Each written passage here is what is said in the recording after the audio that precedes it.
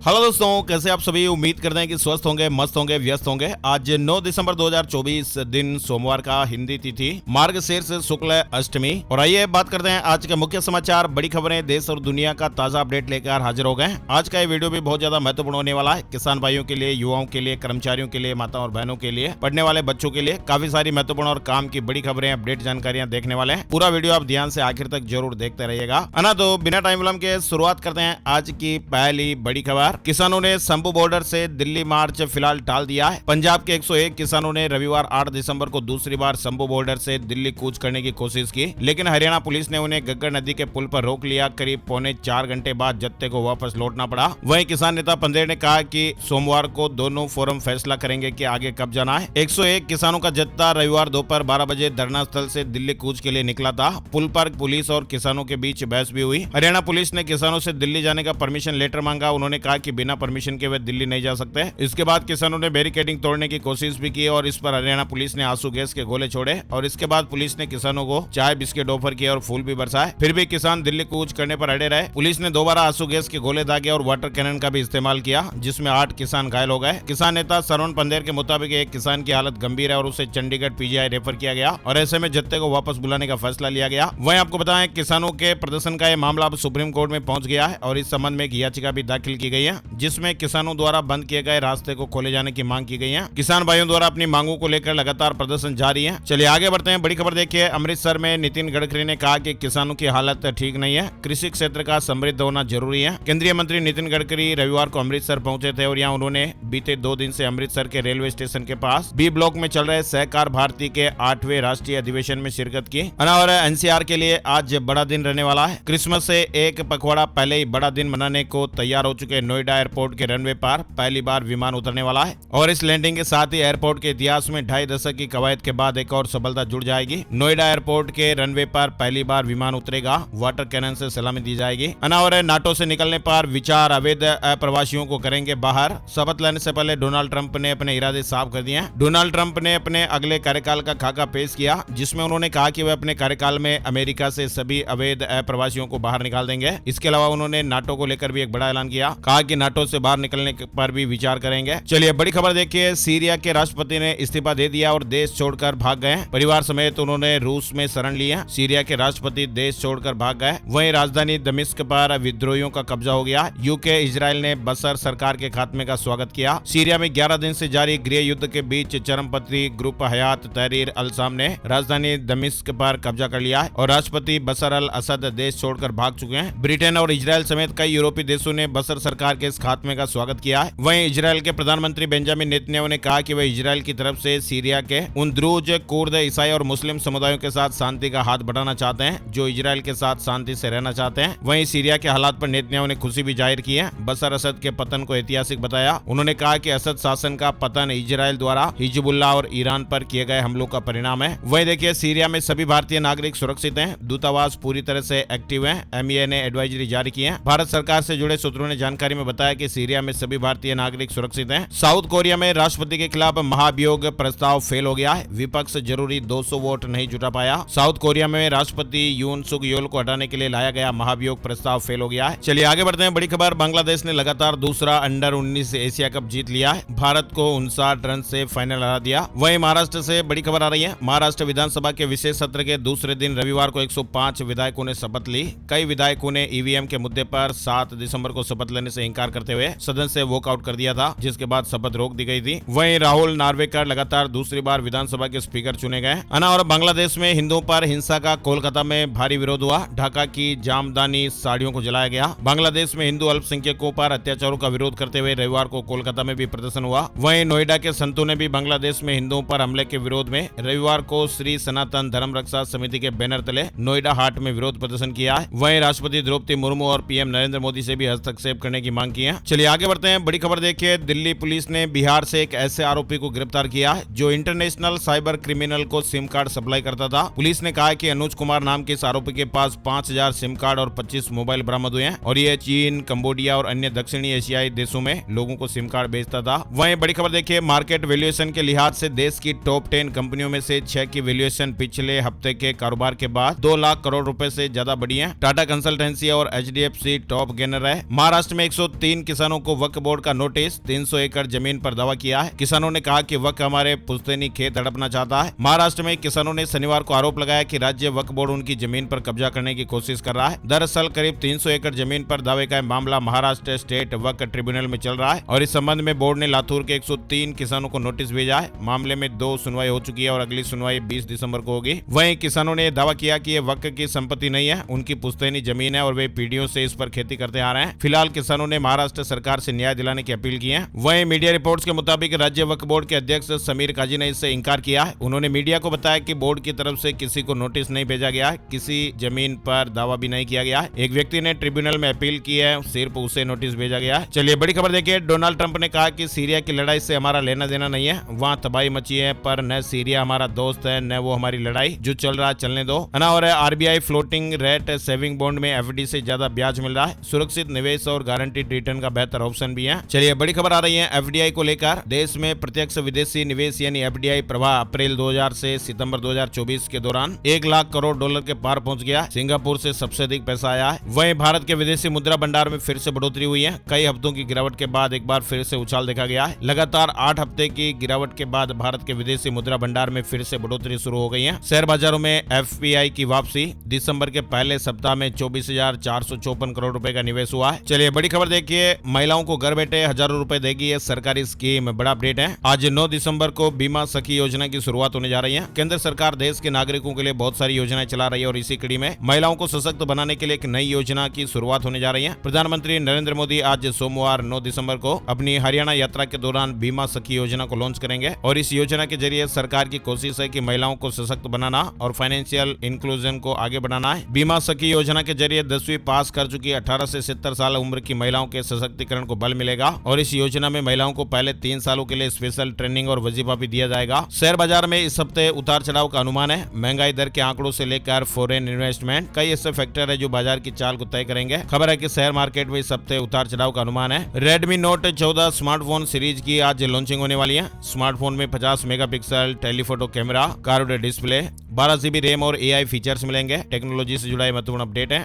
और उदयपुर में होगी गौतम अडानी के बेटे की प्री वेडिंग सेरेमनी। 2 दिन के लिए 3 लग्जरी होटल बुक किए गए हैं। अडानी ग्रुप के चेयरमैन गौतम अडानी के छोटे बेटे जीत अडानी के प्री वेडिंग फंक्शन 10 और 11 दिसंबर को उदयपुर में होंगे। वहीं अमित शाह ने कहा कि बॉर्डर की चिंता हमें नहीं, हमारे जवान निपट लेंगे। जोधपुर में गृह मंत्री को बीएसएफ के डॉग ने सलामी दी। ऊंट पर जवानों ने योग भी किया। वही देखिए महाकुंभ में 13,000 ट्रेन चलेंगी, 20 लाख श्रद्धालु रोज आएंगे। प्रयागराज में रेल मंत्री जी ने ऐप का डेमो भी दिया, कहा कि क्यूआर कोड्स के जरिए टिकट बुक हो जाएगा। महाकुंभ में आने वाले यात्रियों को ट्रेन का टिकट खरीदने के लिए रेलवे स्टेशन नहीं जाना पड़ेगा। रेलवे के वाणिज्य कर्मचारी ड्यूटी के दौरान हरा जैकेट पहने रहेंगे और जैकेट के पीछे के हिस्से में एक अन्य रिजर्व टिकटिंग सिस्टम ऐप यानी यूटीएस का क्यूआर कोड बना होगा, जिसे स्कैन करके यात्री यूटीएस ऐप अपने मोबाइल में डाउनलोड कर सकेंगे और खुद ही टिकट बुक कर पाएंगे। अयोध्या में 3 लाख लोगों को ओटीएस योजना का लाभ 15 दिसंबर से रजिस्ट्रेशन करा सकेंगे। 5,000 रुपए से अधिक के बकायेदार आवेदन कर पाएंगे। अयोध्या में एक मुफ्त समाधान योजना ओटीएस का लाभ जिले के 3,12,736 उपभोक्ताओं को मिलने वाला है। ऐसे उपभोक्ता जिन पर 5,000 रुपए से अधिक का बिजली का बिल बकाया है, इन्हीं उपभोक्ताओं को योजना के तहत बिल पर लगने वाले ब्याज में छूट मिल सकेगी। वहीं उत्तर प्रदेश में माहौल कर्मचारियों को लेकर बड़ा अपडेट चल रहा है। निजीकरण के विरोध में 16 लाख राज्य कर्मचारी प्रदर्शन करेंगे। बिजली कर्मचारियों को 25 संगठनों का समर्थन मिला है। उत्तर प्रदेश में बिजली के निजीकरण के खिलाफ प्रदर्शन कर रहे कर्मचारियों को 25 संगठनों ने समर्थन दिया है। वहीं बिजली के निजीकरण से 50,000 संविदा कर्मचारियों की नौकरी भी जा सकती है। उपभोक्ताओं को बिजली भी महंगी मिलेगी, ऐसे अपडेट्स भी चल रहे हैं। वहीं इसी बीच Uttar Pradesh power corporation limited ने पहली बार बकाया बिजली बिल वसूली के लिए 10% प्रोत्साहन राशि देने की घोषणा की है। ये राशि विद्युत सखी, मीटर रीडर, जन सेवा केंद्र और अधिकृत एजेंटों को मिलेगी। चलिए बड़ी खबर देखिए। दूध उत्पादन से जुड़ी एक महत्वपूर्ण खबर आ रही है। दूध उत्पादन में उत्तर प्रदेश शीर्ष स्थान पर बना हुआ है। दूध उत्पादन के टॉप 10 स्टेट की जानकारी में आप देखिए 2023-24 में उत्तर प्रदेश टॉप पर रहा है। दूध उत्पादन में शीर्ष 10 राज्यों की सूची आप स्क्रीन पर देख सकते हैं। पहले नंबर पर उत्तर प्रदेश, फिर राजस्थान, मध्य प्रदेश, गुजरात, महाराष्ट्र, पंजाब, आंध्र प्रदेश, कर्नाटक, बिहार और हरियाणा का नंबर है। चलिए बड़ी खबर। गुरुग्राम वासियों के लिए नए साल से मुश्किलें बढ़ सकती हैं। ऑटो चालकों पर नया नियम लागू हो रहा है। गुरुग्राम में डीजल ऑटो पर प्रतिबंध लगने जा रहा है। 1 जनवरी से पूरे जिले में डीजल ऑटो चलाने पर पूरी तरह से रोक लग जाएगी। प्रदूषण के बढ़ते स्तर को देखते हुए ये कदम उठाया जा रहा है। डीजल ऑटो की जगह अब सीएनजी और इलेक्ट्रिक ऑटो को बढ़ावा दिया जाएगा और इस प्रतिबंध से लोगों को यात्रा में कुछ परेशानी का सामना भी करना पड़ सकता है। वायु गुणवत्ता आयोग ने 31 दिसंबर तक सड़कों पर से डीजल ऑटो हटाने के आदेश दिए हुए हैं। चलिए बिहार से बड़ी खबर देखिए। बीपीएससी के चेयरमैन ने कहा 13 दिसंबर दिसंबर को होगी प्रीलिम्स परीक्षा, इसमें कोई फेरबदल नहीं किया जाएगा। बीपीएससी ने 70वीं संयुक्त परीक्षा को लेकर स्टैंड क्लियर कर दिया है। आयोग के चेयरमैन ने रविवार को स्पष्ट कहा कि बीपीएससी 70वीं प्रीलिम परीक्षा की तारीख को आगे नहीं बढ़ाया जाएगा। 13 दिसंबर को ही पीटी की परीक्षा होगी। वहीं बिहार से जुड़ी एक और खबर देखिए, 300 यूनिट बिजली खपत पर 75 रुपए की छूट मिलेगी। बिहार में पावर डिस्ट्रीब्यूशन कंपनियों ने स्मार्ट प्रीपेड मीटर लगाने वाले लोगों को बिजली दर में छूट देने का नया प्रस्ताव बिहार विद्युत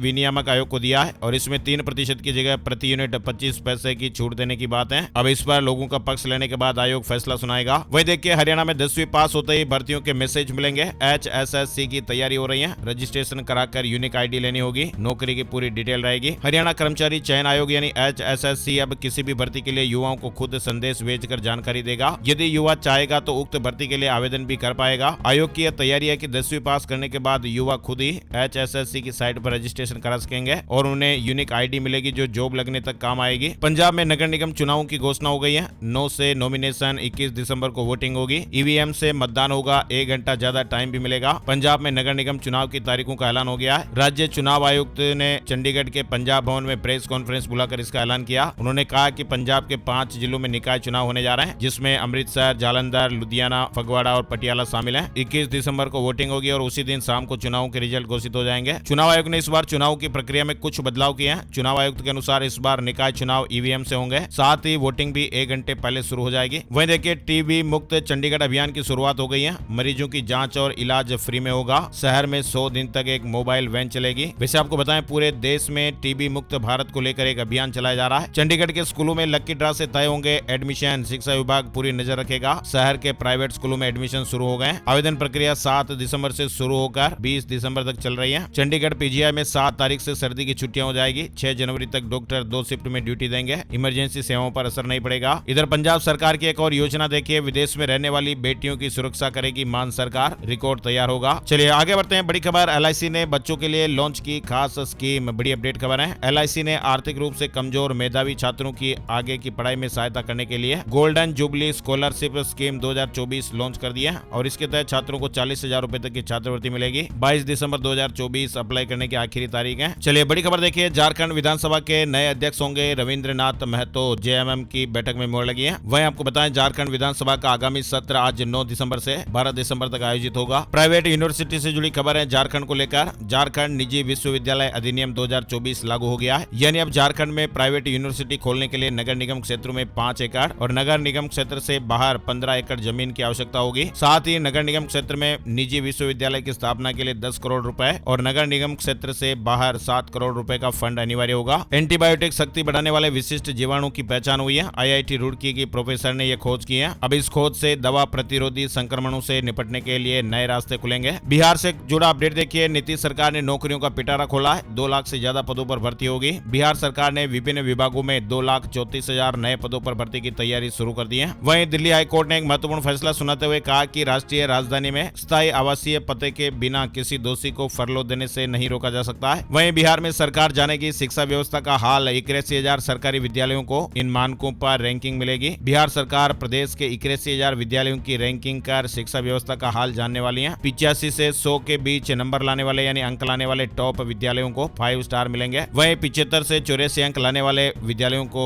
4 स्टार दिए जाएंगे। इस तरह से स्कूलों की रैंकिंग होगी। वहीं बिहार में इंटर मैट्रिक टॉपर्स के लिए भी गुड न्यूज आ रही है। इनाम की राशि दोगुनी हो गई है। छात्रवृत्ति भी बढ़ गई है। साल 2025 में इंटरमीडिएट और मैट्रिक परीक्षा में टॉप करने वाले छात्रों की पुरस्कार राशि दोगुनी कर दी गई है। यानी पहले स्थान पर आने वाले छात्र को 1 लाख रुपए दिए जाते थे, लेकिन अब इसे 2 लाख रुपए कर दिए गए। वहीं पहले की तरह ही टॉप करने वाले छात्रों को लैपटॉप, प्रशस्ति पत्र और मेडल भी प्रदान किया जाएगा। द्वितीय स्थान प्राप्त करने वाले विद्यार्थी को 75,000 की जगह 1.5 लाख रुपए मिलेंगे और तीसरे नंबर पर रहने वाले विद्यार्थियों को 50,000 की जगह 1 लाख रुपए की राशि दी जाएगी। अपडेट और आप स्क्रीन पर देख सकते हैं। साथ ही डॉक्टर राजेंद्र प्रसाद मेधा छात्रवृत्ति की राशि भी बढ़ाई गई है। और बिहार में संशोधित नर्सिंग सेवा नियमावली को भी मंजूरी मिल गई है। प्रदेश में 21,000 से ज्यादा पदों पर नियुक्ति का रास्ता साफ हो गया है। बिहार से जुड़ा अपडेट है। चलिए बड़ी खबर, अन्य राज्यों से उत्तराखंड आने वालों की जेब पर अब असर पड़ेगा। टोल के साथ ही अब एक और टैक्स भी देना पड़ेगा। यानी उत्तराखंड में अब दूसरे राज्यों से आने वाले प्राइवेट वाहनों पर भी ग्रीन सेस लगेगा और इसके तहत इन वाहनों से 20 से लेकर 80 रुपए तक का शुल्क वसूल किया जाएगा। 2 पहिया इलेक्ट्रिक और CNG वाहन और एम्बुलेंस इससे बाहर रहेंगे। क्लेट परीक्षा की आंसर की में बदलाव हो गया है। 4 प्रश्न वापस लिए गए। काउंसलिंग शेड्यूल भी जारी हो गया है। और CM धामी ने होमगार्ड को बड़ी सौगात दी है। प्रोत्साहन भत्ता और सुविधाओं में इजाफा किया गया है। मुख्यमंत्री पुष्कर पुष्कर सिंह धामी ने होमगार्ड के लिए 4 महत्वपूर्ण घोषणाएं की हैं। स्क्रीन पर आप अपडेट देख पा रहे हैं। चलिए वेदर रिपोर्ट से जुड़े कुछ महत्वपूर्ण अपडेट भी देख लेते हैं। उत्तर भारत में आज हल्की बारिश की संभावनाएं है, शीतलहर भी चलेगी। 11 राज्यों में कोहरे का अलर्ट है। IMD के अनुसार पंजाब, हरियाणा, चंडीगढ़, दिल्ली, झारखंड, सिक्किम और हिमालय पश्चिम बंगाल में आज 9 दिसंबर को देर रात और सुबह के समय घना कोहरा छाया रहेगा और इस दौरान पश्चिम बंगाल के दार्जिलिंग और कलिम्पोंग और पंजाब और हरियाणा में कुछ जगहों पर हल्की बरसात भी हो सकती है। पश्चिमी हिमालय राज्यों में पानी को जमा देने वाली ठंड की शुरुआत हो गई है। जम्मू कश्मीर, लद्दाख और हिमाचल प्रदेश में तो कई जगहों पर पारा शून्य से नीचे तक गिर गया है। ऊंची चोटियों पर अब झरने भी जमने लगे हैं। पंजाब, हरियाणा और दिल्ली NCR में सोमवार को हल्की बारिश के आसार है और उसके बाद फिर शीतलहर चलेगी। कश्मीर के जोजिला में पारा -18 डिग्री और आज -25 तक पहुंच सकता है। जम्मू कश्मीर में बर्फबारी भी हुई है। उत्तराखंड वेदर अपडेट में आप देखिए मौसम में बदलाव हुआ है। चारू धाम समेत चक्राता में भी बर्फबारी हुई। निचले इलाकों में ठंड बढ़ गई है। ऊंचाई वाले इलाकों में आज 9 दिसंबर को भी हल्की बारिश के साथ बर्फबारी होने के आसार जताए गए हैं और अब ऐसे में ठंड बढ़ने की उम्मीद है। हिमाचल वेदर अपडेट में देखिए शिमला, कुफरी, चूड़धार और किलाड़ में सीजन की पहली बर्फबारी देखने को मिली। शिमला में भी फाहे गिरे हैं। वहीं रोहतांग दर्रा, बारालाचा, कोकसर, सिचू, दारचा, जिस्पा, कुंजुम दर्रा समेत ऊंची चोटियों पर बर्फबारी भी हुई। मौसम विज्ञान केंद्र शिमला के अनुसार आज सोमवार को भी प्रदेश के कुछ स्थानों में हल्की बारिश, बर्फबारी और 10 दिसंबर को मध्य और उच्च पर्वतीय क्षेत्रों में बारिश और बर्फबारी के आसार हैं। राजधानी दिल्ली के भी कई हिस्सों में झमाझम बारिश देखने को मिली है और अब ठंड बढ़ने के आसार हैं। हरियाणा के 5 जिलों में बूंदाबांदी, प्रदेश के पश्चिमी इलाकों में बादल छाए रहे, अब ठंड पड़ने का अनुमान है। चंडीगढ़ समेत पंजाब के 8 जिलों में बारिश का अलर्ट है। 19 जिलों में कोहरा छाया रहेगा। वेस्टर्न डिस्टर्बेंस एक्टिव हुआ जिसकी वजह से मौसम में ये बड़ा बदलाव देखने को मिल रहा है। चलिए बड़ी खबर देखिए, आज राजस्थान में प्रधानमंत्री नरेंद्र मोदी करेंगे राइजिंग राजस्थान समिट का उद्घाटन। सरकार का 30 लाख करोड़ के निवेश प्रस्ताव का दावा है। Rising Rajasthan global investment summit का उद्घाटन आज सोमवार को प्रधानमंत्री नरेंद्र मोदी करेंगे। वहीं राजस्थान वासियों के लिए एक और बड़ी खबर देखिए, देश में पहली बार गुमंतु और अर्ध गुमंतु जातियों को छत मिल रही है। राजस्थान में इन परिवारों को पट्टे बांटने के बाद भजनलाल सरकार प्लॉट की रजिस्ट्री कराएगी और इसके लिए पंचायती राज विभाग ने सभी जिला कलेक्टर को निर्देश जारी किया। वहीं राजस्थान के राजसमंद जिले में स्कूली बच्चों की एक बस पलट गई और इस हादसे में 3 छात्राओं की मौके पर ही जान चली गई। वहीं हेडमास्टर समेत 17 स्टूडेंट गंभीर रूप से घायल भी हो गए। बस में कुल 67 लोग सवार थे। बस के ब्रेक फेल होना हादसे का कारण बताया जा रहा है। दरअसल स्कूल के बच्चे पिकनिक मनाने के लिए जा रहे थे और उनके साथ ये अनहोनी घटना हो गई। रविवार की यह घटना है। राजस्थान में भी 3 दिन शीतलहर का अलर्ट है। उत्तर भारत में एक्टिव हुए पश्चिमी विक्षोभ और तेज होती हवा ने राजस्थान में भी सर्दी बढ़ा दी है। 9 से 11 दिसंबर तक राजस्थान में शीतलहर यानी कोल्ड वेव चलने की चेतावनी जारी की गई है। 11 दिसंबर को सबसे ज्यादा 5 जिलों में ठंड का यानी कोल्ड वेव का असर रहेगा। वहीं राजस्थान के समरावता मामले को लेकर बरवाड़ा में महापंचायत हुई। नरेश मीणा की 15 तारीख तक रिहाई नहीं होने पर बड़े आंदोलन की चेतावनी दी गई है। जयपुर में मूंछों पर ताव देते दिखे आमिर खान, रजनीकांत की फिल्म के लिए शूट करेंगे सीन। नाहरगढ़ में भी शूटिंग हुई है। बॉलीवुड एक्टर आमिर खान रविवार दोपहर जयपुर पहुंचे थे। राजस्थान फैशन फेस्ट का 23 दिसंबर से आगाज होने वाला है। वहीं बड़ी खबर देखिए, राजस्थान सरकार स्वास्थ्य योजना से जुड़ा अपडेट है। अस्पतालों में 7 दिन में लाभार्थी आधे, अब फिंगरप्रिंट भी अनिवार्य किया जाएगा, दिक्कत बढ़ सकती है। दरअसल राजस्थान सरकार की ओर से सप्ताह भर पहले राजस्थान सरकार स्वास्थ्य योजना RGHS में लागू किए गए नए नियमों से पेंशनर और सरकारी कर्मचारियों की दिक्कतें फिलहाल बढ़ गई हैं। नए नियमों के मुताबिक अस्पतालों में डॉक्टरों से दवा लिखवाने के लिए मरीज को अब खुद जाना अनिवार्य कर दिया गया है। वहां पर उनकी फोटो लेकर बायोमेट्रिक प्रमाणीकरण भी किया जा रहा है। पहले उनके कार्ड के आधार पर ही दवा लिख दी जाती थी, लेकिन अब चलने फिरने में असमर्थ और बुजुर्ग लाभार्थियों को इस नए नियम से दिक्कतों का सामना करना पड़ रहा है। दरअसल RGHS में फर्जीवाड़े की आशंका को देखते हुए बदलाव किए गए। कई मामलों में तो कर्मचारी की जगह अन्य व्यक्ति आसानी से दवाइयां ले लेता था। अना और मध्य प्रदेश से जुड़ा अपडेट देखिए, मध्य प्रदेश कर्मचारी चयन बोर्ड में 881 पदों पर भर्ती, लास्ट डेट 10 दिसंबर है। वहीं मध्य प्रदेश बोर्ड ने 10वीं और 12वीं कक्षा के लिए मॉडल प्रश्न पत्र जारी किया। एग्जाम पैटर्न और मूल्यांकन प्रक्रिया में भी बदलाव हुआ है। अना और 11 दिसंबर से 26 जनवरी तक चलेगा जन कल्याण अभियान। भोपाल से इसकी शुरुआत होगी। सरकारी योजनाओं से पात्र हितग्राहियों को जोड़ा जाएगा। दरअसल मध्य प्रदेश में सरकारी योजनाओं से छूटे पात्र लाभार्थियों को लाभ दिलाने के लिए मध्य प्रदेश में 11 दिसंबर से 26 जनवरी तक जन कल्याण अभियान चलाया जाएगा। Gold price today, silver price today update की जानकारी छुट्टी होने के कारण अपडेट नहीं हो पाई। और आइए अब आपको बताते हैं कि आज का राशिफल कैसा रहने वाला है। आज 9 दिसंबर का राशिफल। सोमवार के ग्रह नक्षत्र सिद्धि योग बना रहे हैं, जिससे मेष राशि वालों के ज्यादातर काम समय पर पूरे हो सकते हैं। वृष राशि के लोगों को नौकरी में महत्वपूर्ण जिम्मेदारी मिल सकती है। मिथुन राशि वालों के बिजनेस में सुधार होगा, नई उपलब्धि भी मिल सकती है। कर्क राशि के लोगों को सितारों का साथ मिल सकता है। नौकरी पेशा लोगों को अच्छी खबर मिलने के योग भी है। सिंह राशि के लोगों के प्रॉपर्टी खरीदने बेचने का काम पूरा हो सकता है। कन्या राशि वालों को रुका हुआ पैसा मिल सकता है। वृश्चिक राशि के लोगों को रियल एस्टेट के कामों में फायदा होगा। मीन राशि के लोगों को नौकरी में पदोन्नति मिलने की संभावनाएं है। और इनके अलावा बाकी राशियों के लिए आज मिला जुला दिन रहेगा। तो ये थे दोस्तों आज के मुख्य समाचार, बड़ी खबरें, हेडलाइंस और सुर्खियां अपडेट। इस वीडियो को आप लाइक जरूर कीजिएगा और इस वीडियो को आप अपने यार दोस्तों, मिलने वालों और जान पहचान वालों के साथ भी फेसबुक और व्हाट्सएप पर जरूर शेयर कर दीजिएगा। एक और नई जानकारी और नए वीडियो में फिर मिलते हैं, तब तक के लिए जय श्री राम, जय हनुमान।